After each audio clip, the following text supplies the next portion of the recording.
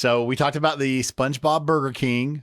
We're going back around to this. Okay. Okay. We talked about McDonald's doing Grinch. Yeah. Okay. Do those kind of things make you go to these restaurants? Absolutely not. I do, and I admit it, I like the pineapple. I think the pineapple container that it comes in is cool. You know what's funny as we're talking about this? So I'm talking about Scooby. I'm thinking about, so the box is the Mystery Machine. Mm-hmm. You brought up the Beatles. It's a yellow submarine. Yeah. Do you see where I'm going? This is crazy. You want meals for everything now? Not really, but I just think you could have some fun with, maybe we should try. Okay, so what else does she not like? You said Beatles. Elvis. You don't like Elvis? What could you do with Elvis? Hips. I don't know. When I think Elvis, I think hips is the first thing that comes to mind. Pelvis A box. pelvis box. I am not eating a meal out of a pelvis box. I am not touching that one. That's a hard pass.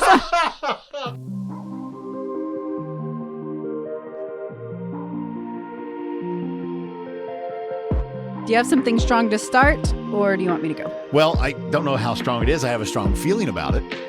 Another Jeff rant, eh? Not a rant. Sure. In fact, we talked about this on our morning show on the radio, but I want to really dive into this a little bit more. So we talked about the SpongeBob Burger King. We're going back around to this. Okay. We talked about McDonald's doing Grinch. Yeah. Okay. Where I want to start is, do those kind of things make you go to these restaurants? Absolutely not. No, it doesn't. Well, I don't it care at all. surprise me, because the first thing you say, oh, what's a Krabby Patty? Yeah, nobody can explain to me what a Krabby Patty is because nobody knows. So Well, you can that's call just it. literally anything a Krabby Patty. It's just a Whopper, Jeff. No, I'm not going to go in. They have Whoppers all the time. I can go in anytime and get a Whopper. But There's you nothing can't get, special. You can't get it in a pineapple. You can't get the starberry, pie thing. You know how I feel about pie? Don't need it.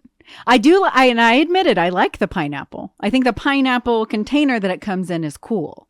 That's about the only SpongeBob thing about it, because then it's just their normal food, but in a pineapple container. So I'm on board with the pineapple container, but the rest of it is just Burger King food that I could buy on any random day. But the McDonald's thing is basically the same thing. I'm not going there to get the Grinch meal either. I mean, even though they have some really cool Grinch socks that have the McDonald's logo on well, it. at least they're giving you socks with it. Step up your game, Burger King. At least give me some swag or something. Motivate me. Okay, see, that's okay. Me. Now you're going down the road where I was going to go.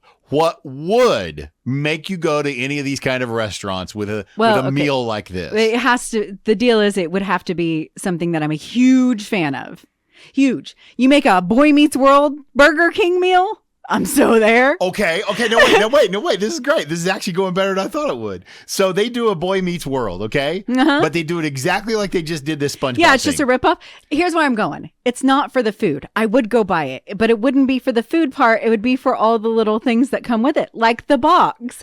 Hopefully they'd put a little toy in there. If they had socks in there with like their heads on them or something, oh my gosh, I'd lose my mind. I'd go back and try to collect them all. That's what you would have to do. But you got to have a collectible in it. This is bringing me joy, because I really thought you were just really calling me the dumbest person you'd ever run into. No. But now that you're talking about the joy I'm seeing on your face, the way you're talking about Boy Meets World, you would totally go to Burger King for a Boy Meets World meal. It's just the fandom. I got to have a high enough fandom. It. And I cannot think of anything else that I would do that for. Like, I'm a big Thunder fan, but I have so much Thunder stuff. Right. I feel like I can get Thunder merch goodies anywhere, but Boy Meets World hasn't been on the air for like 20 years. So it's hard to find stuff.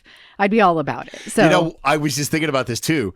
A Scooby-Doo might work for some, but you shared with me this week that your niece does not get Scooby-Doo. she's not into it. It's the same thing every time. And then she ran through the plot line and everybody in the car was like, well, yeah. She's not wrong. Yeah. You know exactly what's going to happen. And I guess kids these days expect a different answer to the question when it's asked over and over. Maybe you end up with a different... Scooby-Dooby-Doo, where are you? It did hurt me a little bit, but I have a hard time defending her taste. She also doesn't like the Beatles. That's a personal failure, I guess. I don't know how... You know what's funny as we're talking about this? So I'm talking about Scooby. I'm thinking about, so the box is the Mystery Machine. Mm-hmm. You brought up the Beatles. It's a yellow submarine. Yeah. Do you see where I'm going? This is crazy. You want meals for everything now? Not really, but I just think you could have some fun with, maybe we should try. Okay, so what else does she not like? You said Beatles. Elvis. You don't like Elvis? What could you do with Elvis? Hips. I don't know. When I think Elvis, I think hips is the first thing that comes to mind. Pelvis A box. pelvis box. I am not eating a meal out of a pelvis I am box. not touching that one. That's a hard pass. This went way better than I thought it was going to go. Your pelvis meal? Hey, we got a pelvis meal. Oh, ew. What's the toy on that, Jeff? Nope, don't get Can I to say sleep. it here? Probably not. Probably not if you're asking. Wow. Wait, okay, here's my other question. Grinch meal coming out around Christmas. I get that. Yeah. Well, still a SpongeBob. Why it's not? I don't understand the timing of the SpongeBob. Well, wait. I think there may be a new SpongeBob movie Christmas coming out. thing. Do they have a Christmas Well, I don't know if it's a special Christmas, but I think there's a new movie coming out. Now I've got to look up. Yeah, so maybe that's the the tie-in. This is the kind of information I expect you to have off the top of your dome. Well, I remember seeing a new SpongeBob, but I don't remember what it releases. Well, it looks like maybe it just did. SpongeBob movie, Search for SquarePants. It looks like it's released October 26th. Boom, there you go. That's so what it's it is. Fairly recent. Yeah. Okay, well, I just wonder because I'm not... We work at the Christmas music station. Yes, we do. start playing Christmas music in early November. That throws my timeline off of Christmas mentally pretty far. In previous years, I've done this for the past 3 years in the mornings. I felt like I'm behind on everything. I'm so behind. I should be on my Christmas stuff. And then we hit Thanksgiving. I'm like, whoa, I'm way ahead, actually. This year, I decided to shut my brain down on that because I knew it wasn't true. The problem is now I haven't thought about Christmas at all. And we are sneaking up real fast on. You are. And I'm like, oh crap. I haven't thought about anybody's gifts. I haven't bought any gifts. I haven't planned for any of this at all. In my head, I was going to make some ornaments, some little clay things, whatever I could get out in time. I was going to make those for a lot of people and then maybe put a gift card with them or something like that. So in my head, I didn't have to think about it as much as I probably do, but I have made 0 things and I have thought about buying 0 things and now time is running out. I'm feeling the crunch. Have you done any shopping? Yeah. Oh, I was really hoping you'd say no. No, I knew you were. Did you get most of it? Are you done? Please don't say you're done. Well, I'm not completely done, but we did get most of it. Yeah. Was it a Black Friday? Did you guys do Cyber Monday, Black Friday, any of those deals? Yeah. Okay.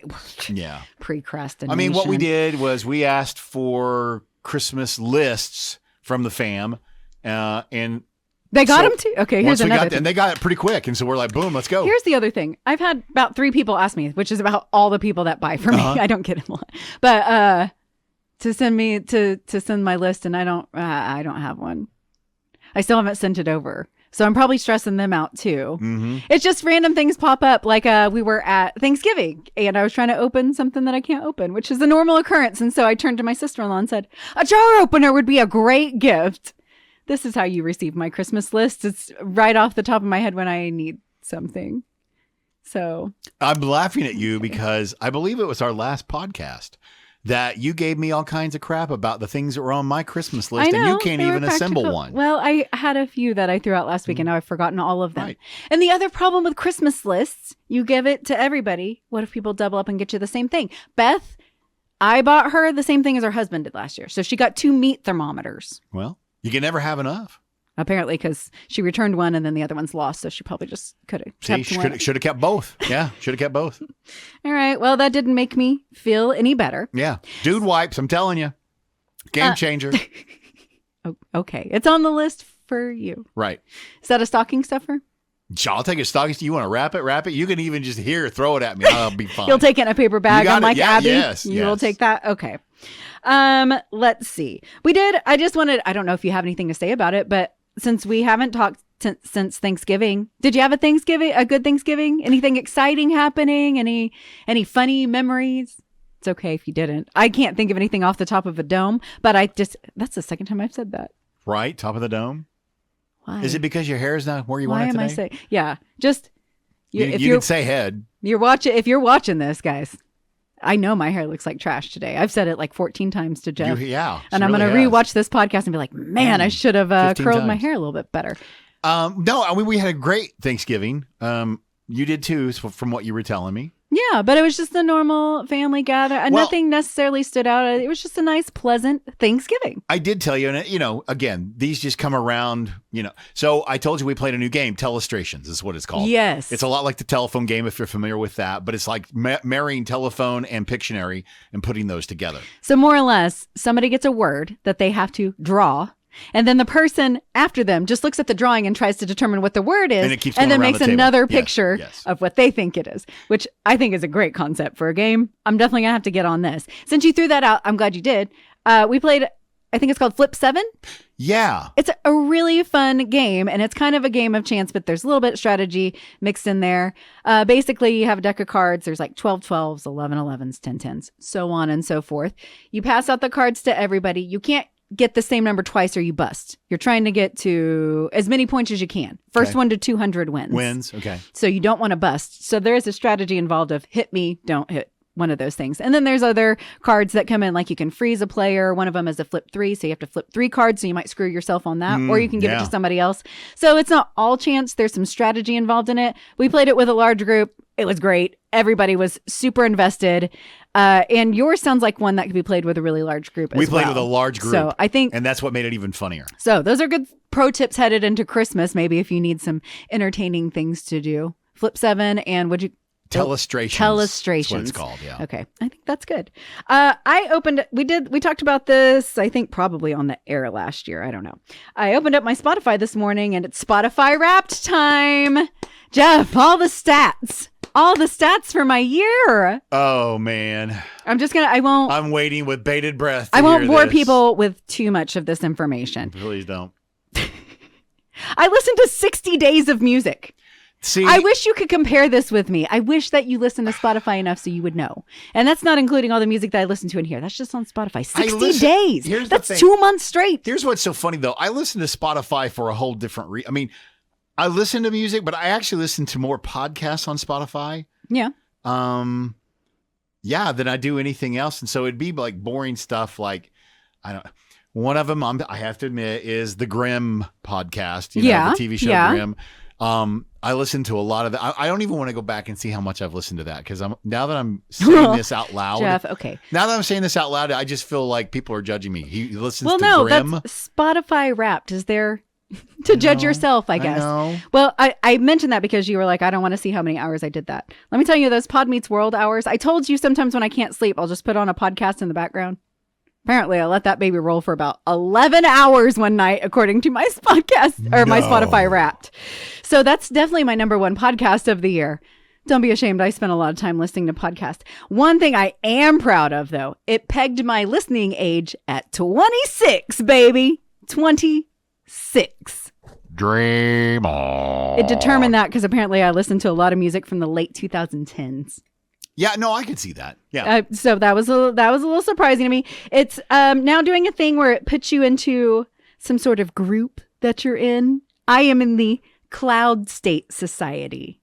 What that means is that I find peace through music. And I'm a leader in that group, I want you to know. I'm a pretty big deal. Only 16% of global users are in the Cloud State Society, and I am a leader. Well, I'll totally they nailed that on you because half the time when we're doing our show, you're in the clouds and don't even know what day it is. But I'm peaceful, aren't I? But you're the leader. Hey! It's funny you bring this up because I just saw this morning too. YouTube is now going to offer an end of the year recap of the videos, channels, and type of content you watched. People love stats. If you're listening, Garmin, if you could go ahead and wrap all my workouts, how many active minutes I had, how many miles I ran. I do the math on this personally. I track them on paper and then I add them all up. I want to know how many miles I ran. Just tell me. You got the algorithm. You're better at math than me. You just give me the stats. My top artist, in case you were curious, was... Oh, we're still going. Yeah. Dan Arbach, and my top artist, or the top song was by Dan Arbach, and my top artist is Black Keys, and he's the lead singer of that, so that all adds So that up. kind of makes sense, yeah. Yeah, so anyways, Funny that's how that works. that's the most interesting things, if anybody found that interesting other than me, but I don't know.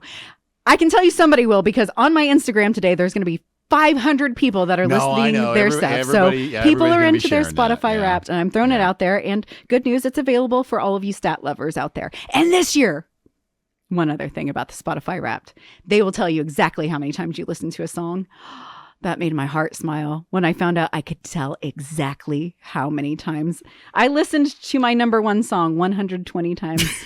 There was another song on there that I thought might be my number one, and I only listened to it 40 times. That blew my mind. Anyway, stats.